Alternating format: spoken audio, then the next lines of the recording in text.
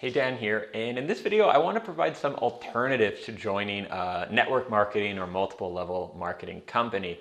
I've made a couple videos maybe saying my opinion and why you should not ever join one of these companies. MLMs they're called, multi-level marketing. They usually don't use these names themselves. In the other video I list all the different companies that are known to be multi-level marketing companies in the video. But I felt like I was letting you guys down by not having an alternative because I was getting these awesome messages from young people starting out. I feel so old saying young people. From people starting out and saying, hey, because of your video, I didn't join whatever that MLM, but what do I do now? Like, how do I become a proper entrepreneur? What should I actually do? So that's what we're gonna cover in this video. Stay tuned. Oh, right, I don't have an intro thing, so I just have to keep talking. So the first thing you want to think about when you are starting, so right off the bat, if you are looking for something that's going to be really easy, like I just want to make a lot of money and not have to work, then maybe you want to go the multi-level marketing route. Not because you'll make money and not because it will be easy or work or anything like that, but just because I don't want to deal with you. If you really want to go and work for yourself, you want to really do work that you enjoy, that you love, you need to put in some effort. You need to put in some reflection time.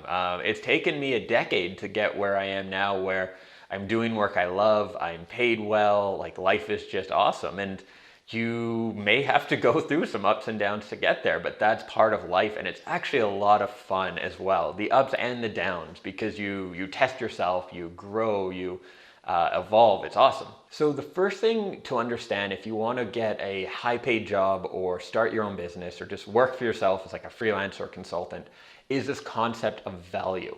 This is the most important thing you need to understand, and it is not usually taught anywhere or discussed, at least not in school and that. So value is not about price and value is not about quality. Value is about what someone else receives for your offering. And so let me give you the cliche example. I probably talked about this in another video before, is water. What is a bottle of water worth? What is its value? Well, if I'm home in my apartment, not a lot. I'm okay drinking the tap water, right? If it's hot out, I'll put the tap water in the fridge for a bit. I don't need a bottled water. So a bottle of water might be worth 25 cents to me, if that.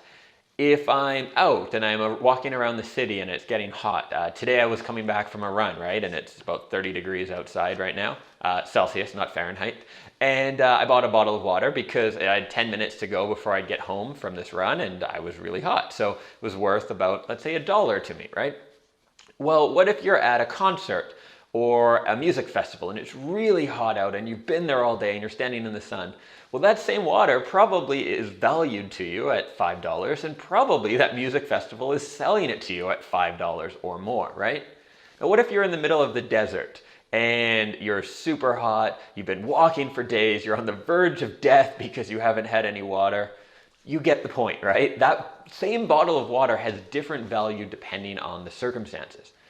Now, what you want to try to do is reflect on your life is where you can give the most value and who you can give the most value to, right? So part of this is stepping back and reflecting on your own strengths, your own personality, what you enjoy doing, but more importantly, what you do well.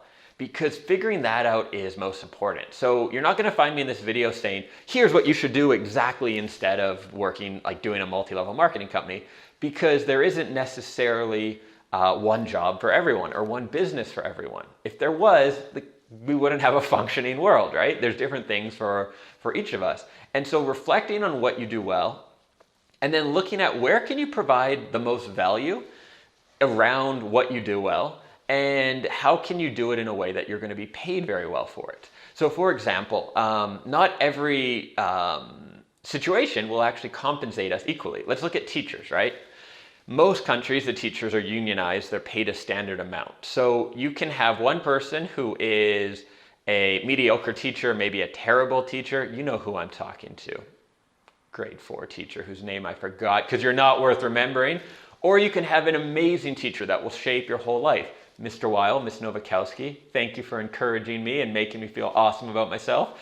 You can have these great teachers, but they're actually paid the same. So I would argue that a great teacher provides tremendous amount of value. They actually shape the lives of people and have a huge impact on people's lives and provide tons of value both to individual people and to society. But at the same note, they are not compensated well for it. So if you're naturally someone who's going to be a really good teacher, and you love doing it, you have a good skill for it, and you can provide a lot of value, you have two of the three components, but you're missing the part where you're valued from the outside world and paid a lot for it fairly. Now this varies. In Scandinavia, teachers are paid very well. In Canada, actually, they're not paid bad, and they get great holidays and stuff. So they're actually paid pretty good. In America, from my understanding, is teachers are paid terribly, right? So that's kind of the explanation of finding the market who will pay for what you're good at. Similarly, you could look at something like teaching English, right?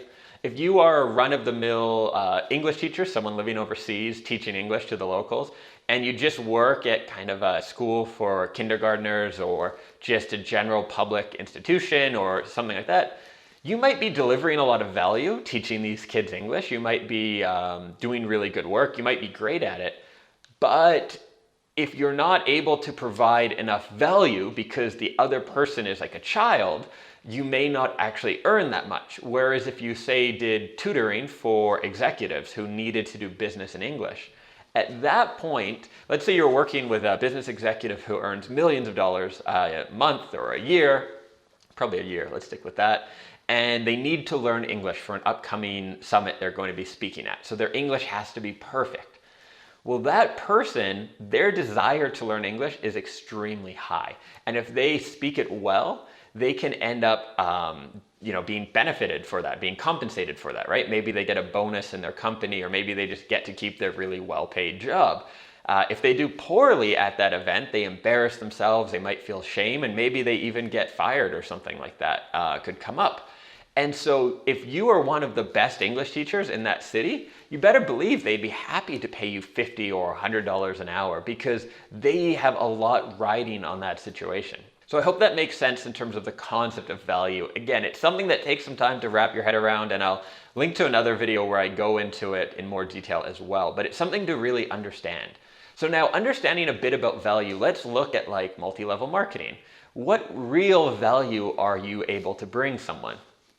I would say not a lot. Maybe you're selling them a product they can get from any number of people, right? If you work in multi-level marketing for Super Juice, whoever, I'm not gonna, actually I probably shouldn't use real company names, but you sell some vitamins, right? And you're selling them to your friends. Well, they could buy it at the same price from anyone else who's selling the same vitamins. So you can't really provide that much unique value. Sure, you can be really charming, you can make it easy, you can deliver it to their homes, but ultimately you're selling a product that everyone else has, and you're probably selling it in a way that's pretty, normal. There's nothing really exceptional you can add because you've been trained by the company on how to do it. So what can you do instead? Well, first, what I would do is I would reflect on your skill set. So I mentioned in the last video on why you shouldn't join an MLM, that if you're really good at sales or you're really good at recruiting, which are both parts of multi-level marketing, then why not get a job in recruiting or in sales where you can make a ton of money, right? If you're really good at like getting along with people and bringing them in to work with you and all that, become a real estate agent and you can make tons of money. Become a car salesman, right? Go work for Mercedes or Porsche and sell a $100,000 car and get your commission on that. That's a lot better than selling some vitamins, right? If you're like recruiting, work as a professional recruiter, corporate headhunter. You can make a ton of money in that, and you'll be using your strength in a way that actually provides value, right? You find someone who's looking for a job, and you learn about them, you learn about the right kind of job that they would be a good fit for, in theory, if you're doing it morally. And then you get a company who needs a great employee and you match them up. You're providing value to both sides and you get paid very well for that, right? You're providing value based on them, not just selling the same vitamins or the same business opportunity to everyone you meet, no matter what. Another option you can check out, and full disclosure, this is something I have a training course in, so I'm a little biased, although I made the training program in it because I think it's a great way to earn a living and have a lot more freedom, is freelancing or consulting. So if you have a skill or you want to develop a skill, There are literally dozens of different options based around what you're going to enjoy doing, not a one-size-fits-all thing. You can offer freelancing services, right? For instance, I worked as a freelance writer. I was earning up to $125 an hour doing it.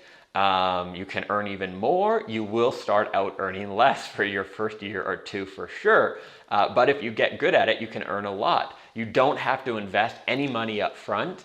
You can work on your own schedule, and you're providing real value for other businesses. So freelancing is a great part-time gig. If you're like a stay-at-home parent, or you have a job but you want to quit and you're looking for something to do to gradually start working for yourself, I would suggest looking at freelancing. No upfront costs, or very minimal. You don't have to sell friends and family. And you can provide a really unique service, which is you, and something that you can get better and better at. So with something like multi-level marketing, your product is always the same. You might get better at selling it, you might get better at recruiting people, but your product doesn't get better. The cool thing about freelancing is you get better and better, and then you deliver more value and you help people more, and you get paid much better for that over time. So you can really grow into a long-term sustainable career rather than the other thing. The next alternative, if you're young, like some of the emails I've got from young guys and girls saying like, hey, I was almost pulled into this multi-level marketing because I want to be an entrepreneur, but you said I shouldn't, so like what should I do instead? So this was me at like 22. I almost got suckered into these things. And I knew I wanted to be an entrepreneur, but I didn't know exactly what to do. There's a few things you can do with that. One, which is going to be a little more complicated, is to reflect on what I talked about with value and with finding how you can deliver the value based on what you're good at. And that might take some time. It might take trying this and trying that, and then coming up with a business around that. The other is to apprentice for a successful entrepreneur, or get a job for a successful entrepreneur, right? That's a great way to learn about yourself, get trained in business, and just develop your entrepreneurial side, is get a job for a good entrepreneur. Not a commission-only job, not a job where they're only paying you if you sell stuff for them, but like become a personal assistant, or get some other kind of job for someone who's really successful and doing what you want to do in a few years, and learn from them that way. Another way to do this, and this is how I started, I don't necessarily recommend it, but it's how I started, and it wasn't the worst way to go, is I became a mortgage planner outside of school. Not that I had a passion for mortgages, and I actually left because the industry is kind of sleazy and I didn't want to necessarily go down that route. Luckily what I was doing was not, but anyhow, the being a mortgage planner, a financial advisor, an insurance agent, or a real estate agent are four professions where generally you do work for yourself, like you're an independent contractor. You might be part of an agency, but you don't have to be. I would recommend being part of one to get training, and you earn on commission. So what I liked about it, the reason I chose to start in this route, is I worked for myself. So I thought, okay, I can develop some discipline, I can learn how to work for myself, and I can earn a lot of money. So potentially you're paid what you earn, right? So in most markets, it of course varies where you live, but in Vancouver, it would be very easy to earn like well into the six figures. And so that's what I liked, is it was a chance to kind of learn about myself, learn about sales, learn about business, without starting a company, because at that point I didn't really know what that company should be and what value I really had to provide to the world. So that was like a generic way to get started, where I could set my own hours, be my own boss, and get started. And then eventually, like a year and a half in, I realized it wasn't really for me, and I started another business and eventually ended up here. So that would be another way to start, is a sales job. Another way with this would be a car salesman. I know it sounds really sleazy, but if you get a job at like a BMW or Mercedes or like Ford dealer or something, you'll get trained in sales. You'll learn about discipline, kind of earning what you earn in terms of just working on commission, and you'll develop some skills there, and you can get paid a decent wage as well.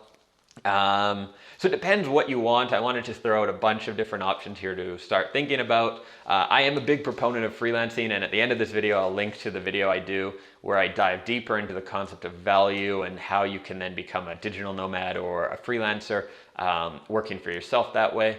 But yeah, if you have any questions below or you want to run something by me, like, hey, I'm thinking of doing this, is this stupid or good or whatever, please do. I always respond to the comments eventually. Sometimes it takes me a few days. And that's it. If you've enjoyed this and you want to learn more about business, working for yourself, entrepreneurship, all that, then be sure to subscribe to the channel to catch me in future videos, and have a great day. Ciao.